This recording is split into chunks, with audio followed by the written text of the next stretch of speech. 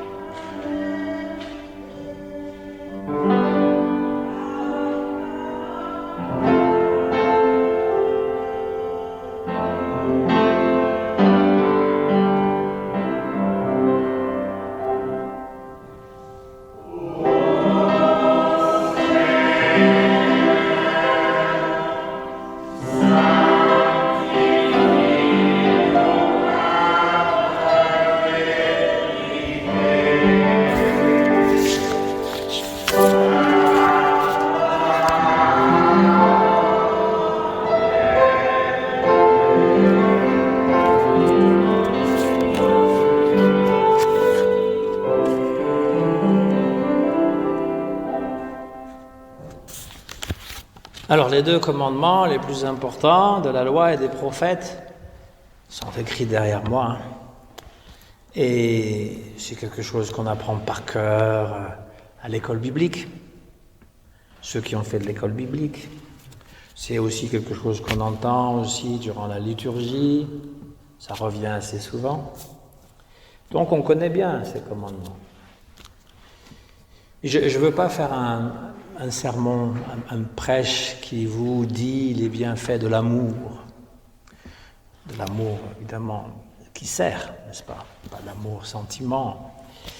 Je voulais vous parler d'un très grand monsieur protestant qui s'appelait Albert Schweitzer et qui avait des réflexions tout à fait originales par rapport à ces versets. Donc, il disait par exemple « Je ne peux pas m'empêcher de respecter tout ce qui vit, je ne peux pas m'empêcher d'avoir de la compassion pour tout ce qui vit. Voilà le commencement et le fondement de toute éthique. » Il avait cette phrase, le respect total de la vie. Et donc ça comportait évidemment les êtres humains, mais aussi les animaux, pas juste les animaux domestiques, tous les animaux, et la végétation aussi. Cet homme a vécu une vie extraordinaire. Il est alsacien, alors tantôt allemand, tantôt français, c'était à l'époque, parce que durant la guerre, on l'a mis en prison, parce qu'il était alsacien et c'était à l'Allemagne. Mais il est français, il est bien français. Et donc, c'est quelqu'un quand même qui avait 3 doctorats, un en philosophie, un en théologie, et alors qu'il était enseignant à l'université de Strasbourg et en même temps pasteur d'une petite église, il avait seulement 30 ans, et qu'il était aussi un excellent prédicateur et aussi un organiste hors pair. C'est quelqu'un comme ça qu'il vous faut. On a Mathieu, on a Lynn. Et à 30 ans, il renonce à une brillante carrière universitaire et entreprend son 3e doctorat, qui est en médecine, afin de se consacrer à un service purement humanitaire. Il va quitter le foyer douillet, où il est, pour aller en Afrique et passer toute sa vie là-bas. Donc il a créé un hôpital à Lambaréné, au Gabon, parce que, et on a commémoré il n'y a pas longtemps le 100e anniversaire de son arrivée là-bas avec son épouse, et les 50 ans de son décès en 1965. Donc il construit cet hôpital en pleine brousse. Il va enlever tout ce qui est, voilà, pour faire cet hôpital. Il va y rester jusqu'à la fin de sa vie. Bon, il va revenir de temps en temps en Europe, mais c'est vraiment sa mission de soigner les plus démunis. Et il veut soulager les souffrances morales et physiques, les lépreux, les aliénés mentaux, les orphelins, les gens de très grande précarité. Et il va construire des logements pour que les gens puissent ne pas rester dans un hôpital comme on connaît, n'est-ce pas? Ils ont vraiment leur maison, en pleine brousse, avec de l'eau potable, avec une nourriture saine. Il va donc soigner avec les dons qu'il va recevoir, pas pour faire de l'argent. Il aurait pu faire, comme je vous le dis, une très bonne carrière. Il a aussi milité contre les méfaits du colonialisme et plaidé en faveur d'un certain nombre de droits pour les Africains, droit à une habitation, un droit au sol, droit à l'éducation, droit à une justice. Sans cesse, il a prôné aussi une relation de fraternité entre les Blancs et les Noirs. Alors, ceci dit, il avait toujours son casque colonial. Toutes les photos prises en Afrique, il a son casque colonial, vous savez, les trucs blancs, voilà, rond, comme Tintin au Congo, là. Et il n'était pas parfait, même si à un certain moment, dans les années 50, on en a fait un saint, et après il s'est fait très durement critiquer. Mais disons que c'est un modèle vivant de chrétien agissant dans le monde. Parce que l'une de ses convictions théologiques profondes, c'est que quand Jésus parlait du royaume, Jésus parle du royaume de Dieu comme quelque chose qui doit venir très bientôt et qui est de l'ordre de l'eschatologie. C'est un gros mot de la théologie qui veut dire la fin des temps. Eh bien, Schweitzer disait, en fait, nous devons, les êtres humains, contribuer à l'arrivée de ce royaume en passant à l'action, en agissant. C'est donc une pensée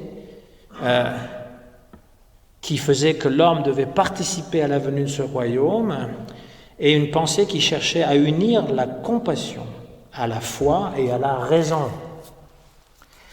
Souci de respect de toute forme de vie, c'est donc son éthique de la responsabilité élargie à l'ensemble de la création. C'est en fait un puissant antidote à un christianisme de l'amour doucereux et de l'indifférente tolérance qu'on a coutume à voir. Et ce n'est pas non plus une écologie culpabilisante, comme on peut aussi en entendre les échos aujourd'hui. Ceux qui sont très branchés sur l'écologie ont tendance à culpabiliser les autres qui ne le seraient pas autant. Ce n'était pas du tout sa façon de faire. Il a écrit plusieurs livres autobiographiques, donc un qui s'appelle « Ma vie et ma pensée ». Il raconte cette expérience presque mystique quand il est sur l'une de ces grandes rivières au Gabon et qu'il est entouré par la nature luxuriante et sauvage de l'Afrique. Il raconte ceci. Alors que nous avancions dans la lumière du soleil couchant, en dispersant au passage, nous avons vu une bande d'hippopotames qui soudain me sont apparus, sans que je les eusse pressentis ou recherchés. les mots « respect de la vie » vinrent à mon esprit. Ça peut paraître banal. Je me rappelle une fois, j'avais raconté ça, puis quelqu'un a dit « Oh, je ne sais pas de quoi tu parles. » Imaginez-vous être en pleine nature et qu'il n'y a absolument aucune habitation autour, que là, tout d'un coup, vous voyez ces grosses bêtes qui sont dans l'eau. Sauvages, hein, des animaux sauvages. Et qui, comme il le dit, qu'il l'explique, Schweitzer, qui vivent pour rien, juste pour eux-mêmes, pas pour nous. Ils sont cachés, ils sont complètement dans la brousse. Et c'est ça qui est venu dans son cœur, son esprit, le respect de la vie. C'est une formule qui veut dire une crainte respectueuse de la vie.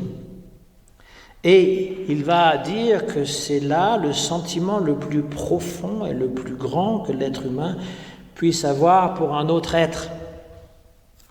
Lorsqu'en 1915, il formule ce respect de la vie, la guerre menée par des moyens industriels, parce qu'il a aussi dénoncé la pollution et toutes ces choses-là, et il a aussi dénoncé le fait, bien avant son terme, que le progrès moral et spirituel n'ont pas accompagné les avancées techniques, et que la présomptueuse civilisation occidentale était en faillite. Que dirait-il aujourd'hui ? Le respect de la vie que Schweitzer tient pour la formulation positive de l'interdit « tu ne tueras point », pas juste les êtres humains, toute forme de vie.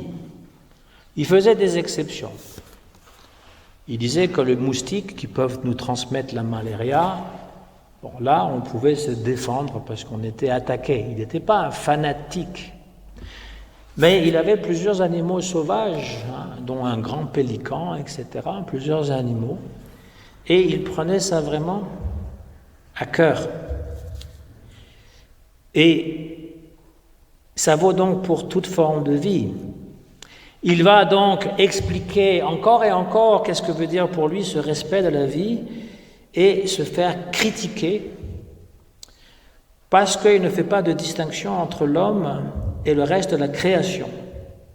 Mais il va toujours répondre « Je suis vie qui veut vivre, entouré de vie qui veut vivre ». Quand vous voyez un animal qui lutte pour la vie, vous voyez cet élan de vie à l'intérieur de lui, ou même une fleur qui perce à travers le goudron et qui va vers la lumière, cette espèce d'élan de poussée de la vie. Il va même jusqu'à dire que quelqu'un qui est assez civilisé ne va même pas arracher des fleurs pour rien. Il a ce respect naturel de la vie.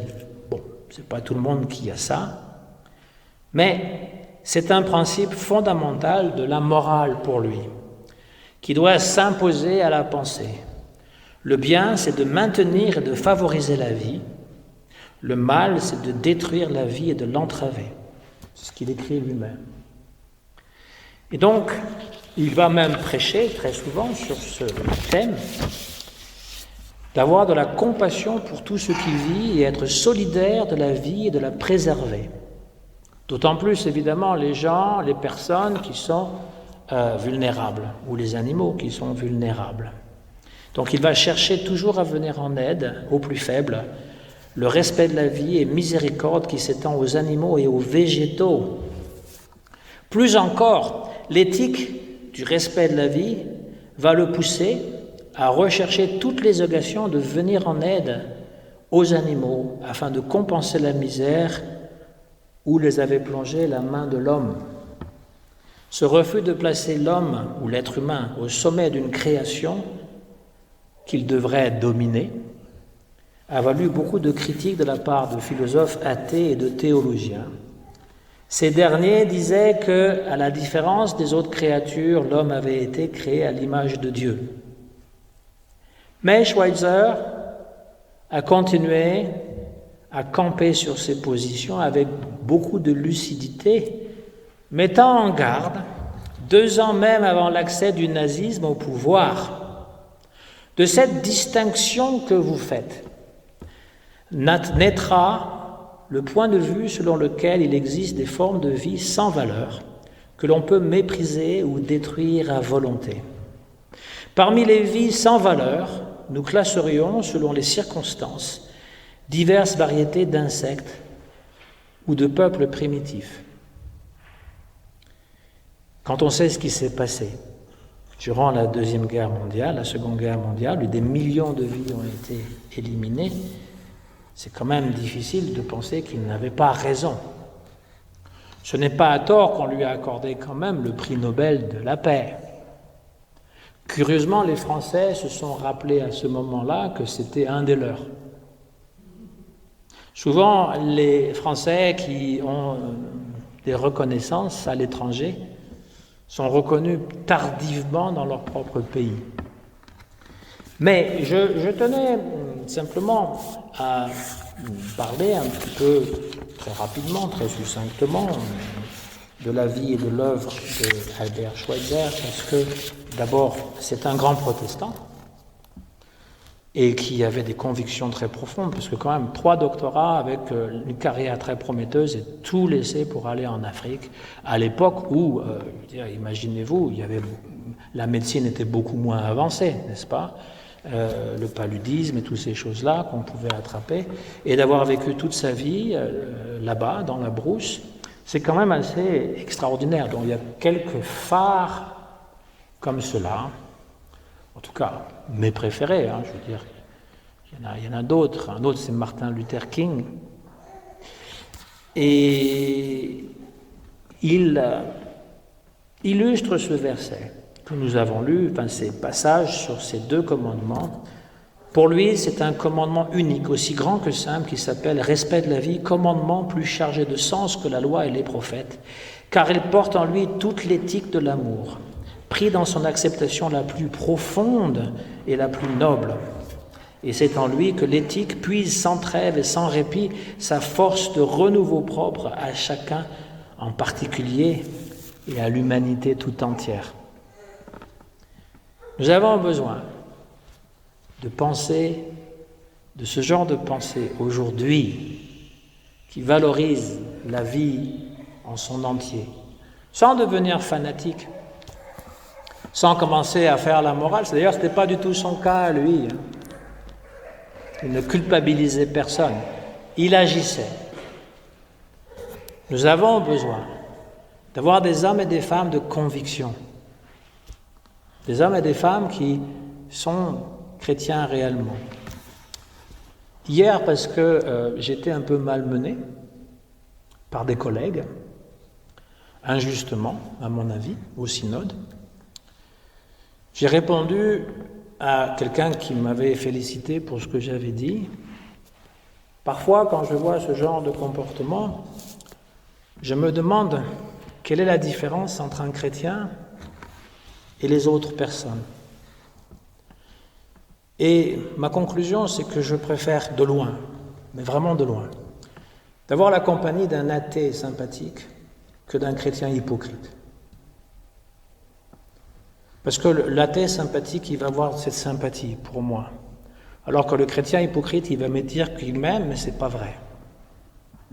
Donc je fais cette réflexion parce qu'il me semble qu'il nous manque cruellement dans notre époque de pensée noble.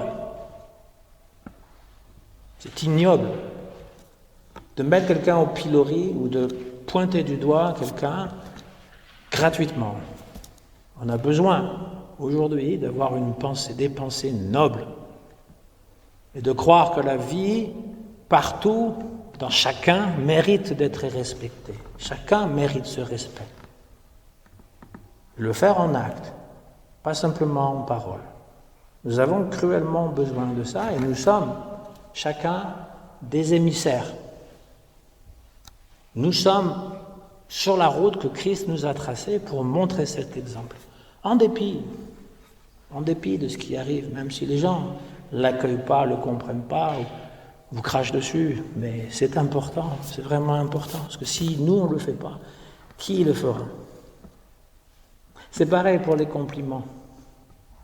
Si vous attendez que les autres vous complimentent, vous pouvez attendre longtemps. Alors faites-vous des compliments aussi. On n'a pas uniquement besoin de porter sa croix. On peut aussi porter un amour propre. C'est pas pareil que l'égoïsme. Ça veut dire qu'on se respecte. Ça veut dire qu'on se fait du bien. Ça veut dire que quand on a bien joué au piano, on peut se féliciter soi-même, même si personne n'est là pour le faire. C'est vrai, c'est très important. Que si on se dévalorise nous-mêmes, alors on est quand même la personne la plus proche de nous-mêmes. On a besoin de ça. Au nom du Christ.